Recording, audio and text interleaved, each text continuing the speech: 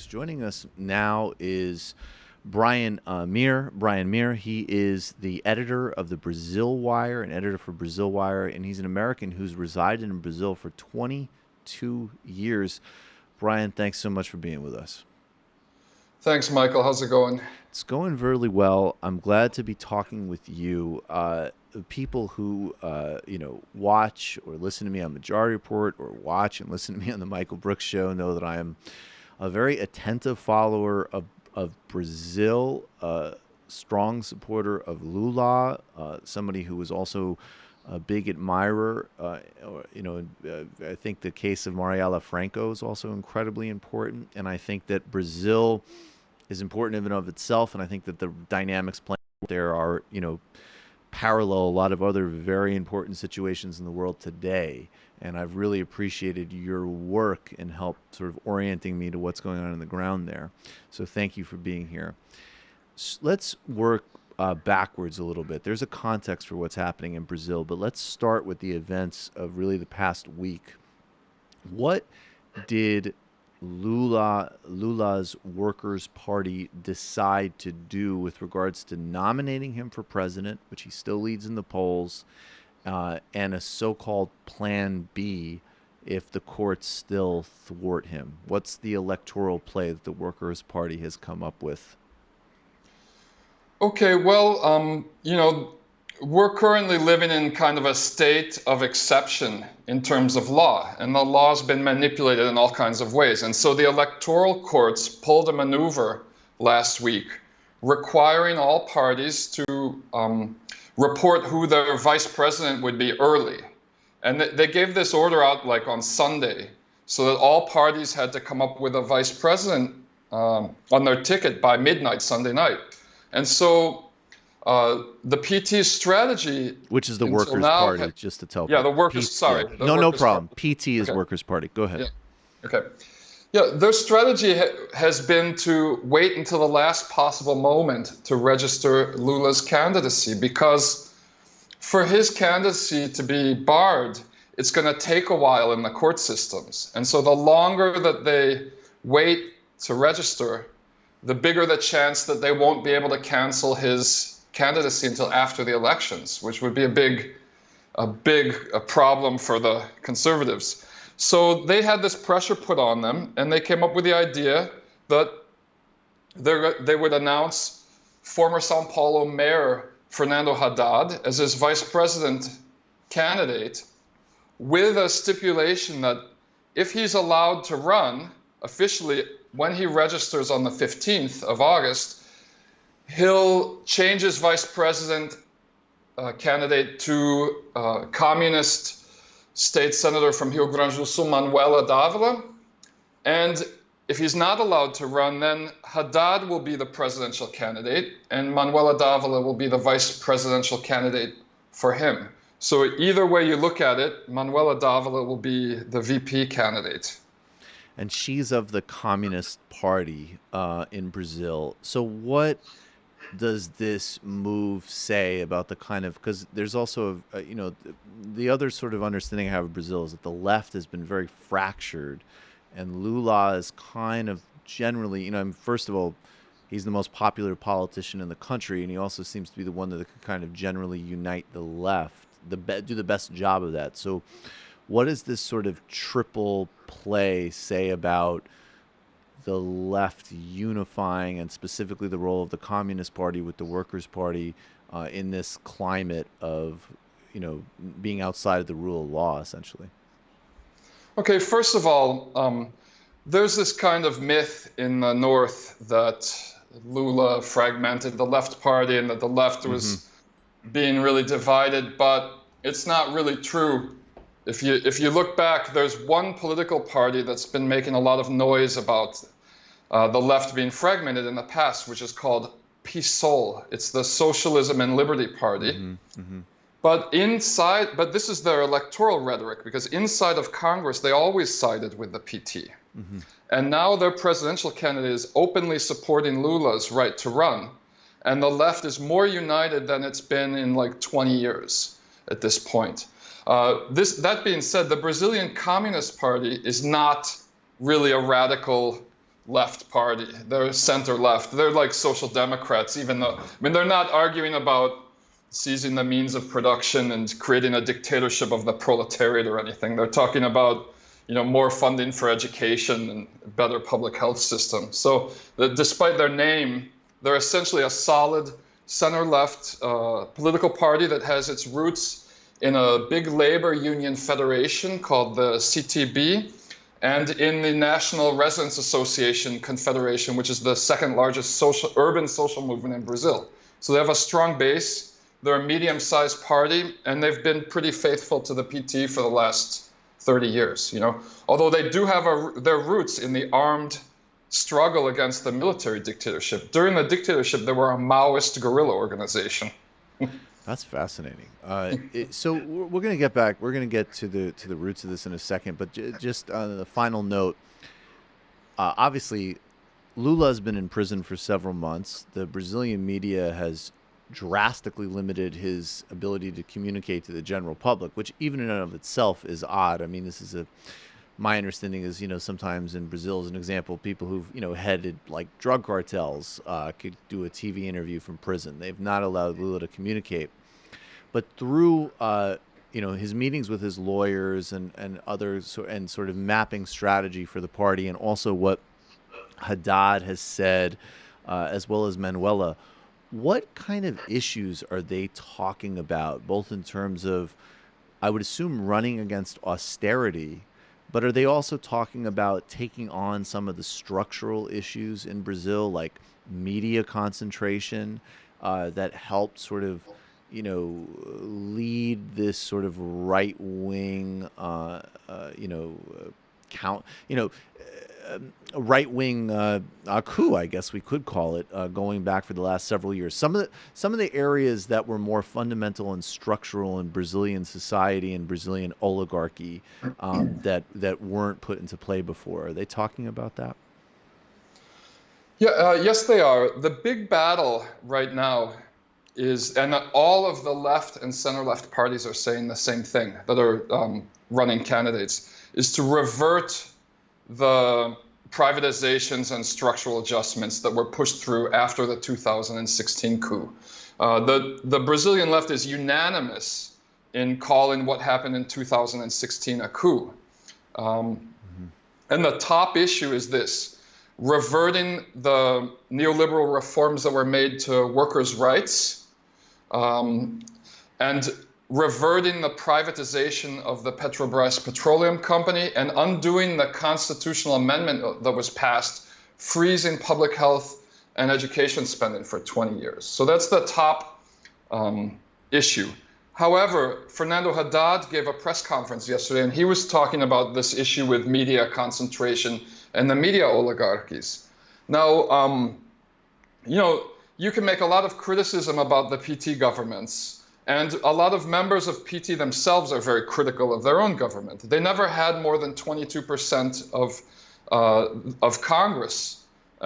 And so it's a different situation in the US, where you have a president and he has a majority vote. They always had to try and get things done by coalitions. And one of their biggest mistakes was not trying to break up the media monopolies. And everyone realizes this now. And so Haddad was talking about this yesterday.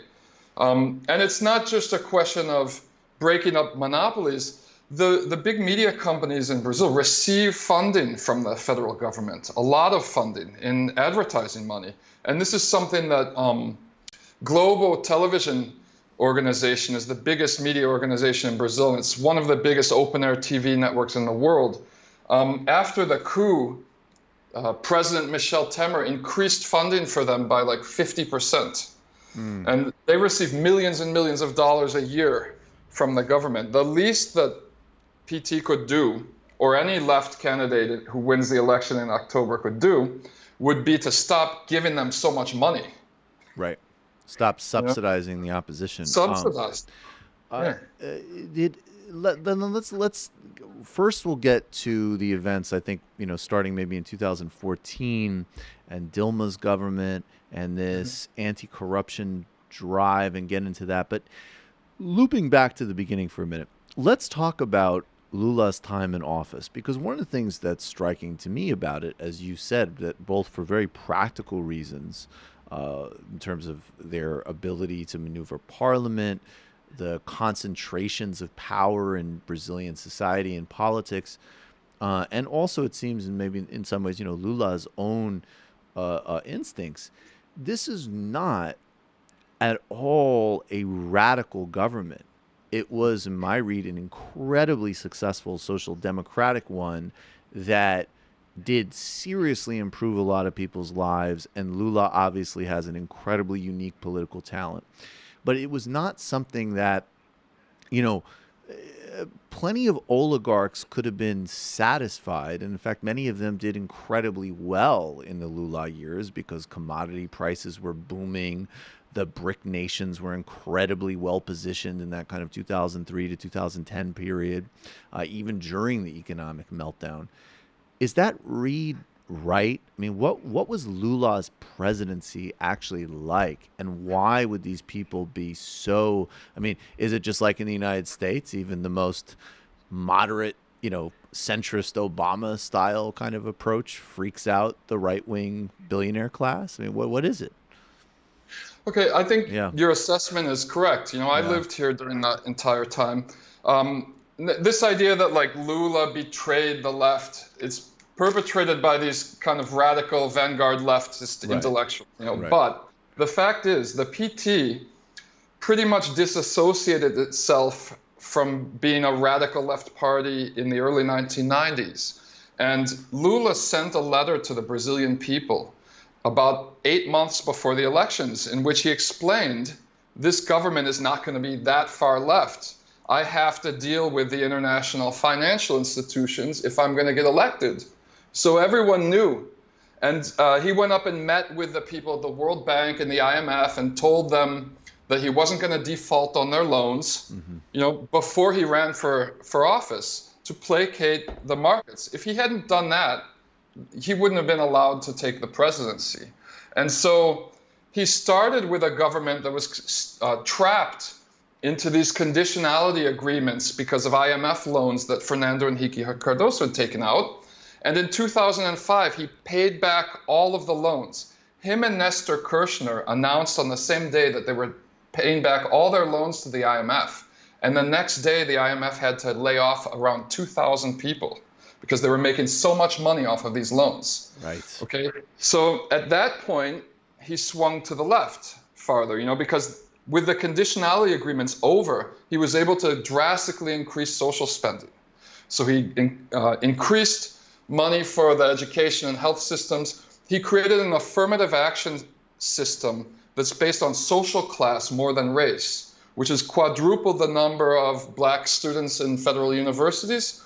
And he doubled the number of students in free public national universities, while quadrupling the minimum salary. So he did a lot of things. He wasn't like a Obama-style right, character at all. right, He right, he was solidly social democrat, but not radical left. right. They maintained some neoliberal policies macroeconomically, like a floating exchange rate and an independent central bank that pleased the people up in the north. And this is why at the time you had The Economist praising Lula and Obama and people like that, because they considered Brazil to be and Argentina to be positive examples as alternatives to Hugo Chavez in Venezuela for other Latin American nations to follow. They were really trying to isolate Chavez. So the minute Chavez died, it looks like they just turned on all of the center-left governments in Latin America, and you have this rolling back of the pink tide that Mark Weisbrot is talking about this last week on Real News, about how all of the center-left and left governments in Latin America are being forced out of office with U.S. collaboration. So that's an interesting thing. Yeah, we'll get to that in the second and car wash. But yeah, so that there was a truth, obviously, that as an example, Lula and Chavez followed very different politics, and there was a social democratic and a more, I don't know how you define Chavez. I mean, I'm still confused as to how to define Chavez's politics, to be honest. But there were different politics at stake. The United States was trying to pivot them against each other, but inside the region, it seemed like all of these governments, I mean, they weren't. I mean, Lula wasn't trying to be in conflict with Chavez, at least not, overtly. I mean, it seemed that they all had a sort of acceptance that we're all sort of were doing. I mean, I just read an excerpt from Castro's a recent Castro autobiography, which is sort of just spoken word interviews with an interviewer, and he praised Lula, and he said, obviously Lula's on a totally different path than us, but he's cutting poverty, he's combating racism in Brazil, he's bringing healthcare to people. Like, this is part of our same mission, and it seemed that those governments were actually able to recognize their alliance themselves in spite of that sort of attempt to pit. Yeah, you're exactly right. Yeah. You're exactly right. The attempt to pit, to hold up Argentina and Brazil as a positive example to Chavez did not work in Latin America. All of the left Latin American governments formed alliances together. They met, they talked a lot together, and it comes down to this concept from Gramsci, who was a big influence on the PT party, which is the idea that if the left is going to take power in a capitalist system and through a democracy, it has to build counter-hegemony.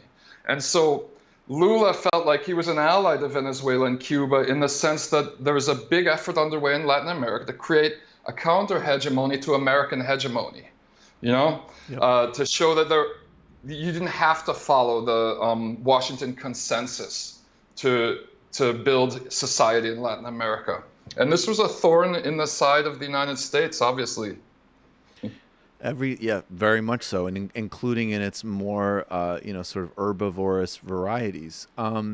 Every time I talk about Brazil, I'll get, I do get a lot of appreciation from people in Brazil who follow, this type of media in the United States and appreciate it. But there's always, whether it's on Twitter or elsewhere, usually the sort of, oh, you don't know what you're talking about. Lula and PT were were both, massively corrupt and so on. And it did seem that there was this car wash investigation that started, and this sort of free floating corruption rhetoric, starting, if I'm correct, in about 2014. Dilma Rousseff is Lula's successor. She's actually a really fascinating and in many ways impressive figure in her own right, but not as politically adroit as him, and maybe and was dealing with a totally different global economy. And then this thing called car wash comes along. So what is car wash? And again, with some, let's also have objectivity here. I mean, did it implicate members of the Workers' Party? Like, what are the actual charges and the specifics, and what did it reveal? And in fact, as you alluded to before, what was the U.S. role? Okay, well, I'm glad you asked this question. It all starts basically, you can go back to 2002, 2003 with Otto Reich, the Cold Warrior Cuban Cuban American, talking about corruption being the new enemy in Latin America in general. But really, it starts in 2009. In 2009, Hillary Clinton appeared on C-SPAN and said, democracy in Latin America is not enough. The United States has to work to strengthen independent judiciaries in Latin America. That year, according to cables that were leaked through WikiLeaks, there was a conference in Brazil called Bridge to the Future, in which Judge Sergio Moro was a key speaker, in which U.S. Department of Justice officials and Brazilian judiciary talked about setting up partnerships to combat corruption in Brazil. And they suggested in these leaked documents that Curitiba would be the city where this could happen. Okay, during the years that followed, it was uncovered by Snowden that the NSA was spying on the Brazilian petroleum company Petrobras. Right. And around 2014, as you said, this investigation started up called Operation Car Wash, which is a joint investigation between the U.S. Department of Justice, the FBI, the SEC, and the Brazilian Public Prosecutor's Office and federal police. But what's funny about it is it's a small branch of the prosecutor's office and the judiciary based in Curitiba. led by this judge named Sergio Moro.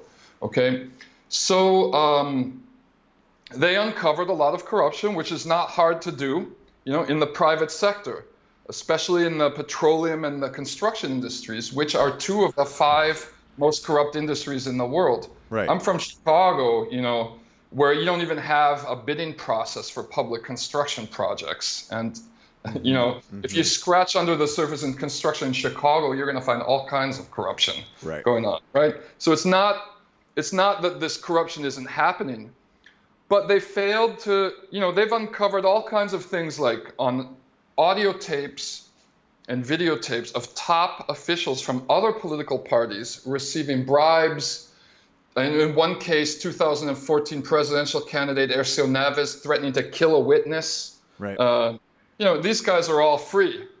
But they managed to find one person talking about this apartment that Lula allegedly received reforms on.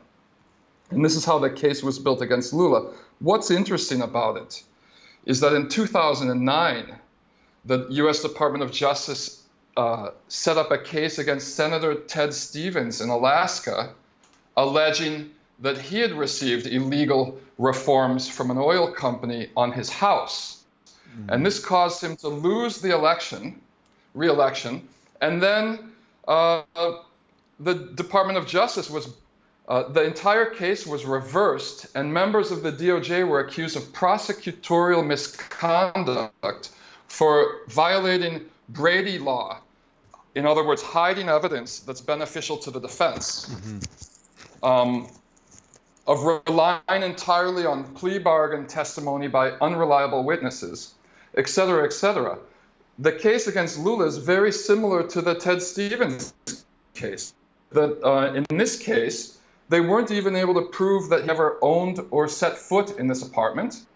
Then after he was arrested, a squatters movement led by presidential candidate Guilherme Boulos invaded the apartment and filmed and showed that no reforms had ever taken place there. So. And also, I just want to really underline that this case hinges on the notion that he took this seaside apartment, which, by the way, I mean, I guess, not that this is a very second order point, but it's not like this is a middle class apartment. This is not like some type of ostentatious, ultra exclusive sea villa. This is something totally, I mean, it's Brazil. It's beautiful. It's by the beach, but it's a high rise building of, economy apartments. There's nothing luxury or high end about it. And there's nothing from at least the visible physical evidence to even sort of implicate anybody even ever living or spending time there. Now, I guess theoretically, I mean, you could still own a place and not set foot in it and expect to use it in the future or whatever. But this of an investigation that has exposed, I believe, you mentioned several examples. I believe there's also an example of Michel Temer, the president who the impeachment of Dilma, took her position of him on tape talking about bribing people. It has exposed a massive amount of misconduct. Most of the most extreme examples of which have come from the political right and from the private sector. And somehow the most tenuous example has jailed the most popular and successful politician in the country's history. Yeah, it's a farce. It's a judicial farce. And that's not just my opinion. That's what Jeffrey Robertson, Queen's Counsel and human rights lawyer from the UN, says about this case, which is why it's under review from the UN Human Rights Committee. But just your point about the apartment is absolutely correct. It's not a very fancy apartment. On top of that, they were unable to prove he ever owned or set foot in it. But even if he had, the dates that they say he received this apartment were after he left office. So what if someone gave him an apartment after he was president? There's no way to prove that there was any conflict of interest because he was retired. Right. But in any event, there's no proof that he received it, which is why his official sentence, his official charges are for committing undetermined acts. They couldn't even specify what he did in the sentence, which is what makes it such a farce, really, you He's know? literally in jail for what they're deeming undetermined acts. They Yes, he's related in, to right, and that and the not related to anything because this is a there's all this misinformation in the New York Times and the right, Guardian and these fake liberal publications up in the north. If you can't determine the act, you can't relate it to anything, right? precisely right, You right. can't even That's say what it was. So how could you relate it to anything? right. And right. And if you read any coverage of him, they will literally write he's in jail for undetermined. Sometimes they'll just outright say corruption, which is mind blowing. And then other times they'll say indeterminate acts related to car wash, which is, I mean, right. I mean, indeterminate acts related to ordering dinner. It doesn't mean anything. Yeah, exactly. Well, Yeah. the week that Lula was arrested, the Guardian ran an article saying that he was being arrested for allegedly receiving bribes as part of an 88 million real uh, influence peddling deal with Petrobras Petroleum Company. In the actual sentence, Judge Morrow says there's no relationship whatsoever with Petrobras. So my feeling is that these journalists who are writing about Lula's arrest and conviction have not read the actual sentence. Right. And it's a 300, 200 and whatever page sentence in archaic legal Portuguese, but they haven't read it. So they're just repeating what they see in these right-wing media oligarchies down here. Nobody's doing the actual job of reporting and trying to figure out if what the prosecution is saying is correct or not. And also, right. And yeah. And just to really put a pin in this, and the Supreme Court jailed him before his appeal process has gone through. He still has appeals should he choose to pursue them. He's pursued some. I think he's stopped a certain appeal for technical reasons related to his candidacy for president. But that's what they jailed him on. He's the leading presidential candidate in an October election. The second candidate behind him is an overt fascist, and he has been jailed before his appeals have run out and completely excommunicated from public life based on exactly the case that Brian just outlined. And that is why people call this a judicial coup, and that's why there's such important implications of it.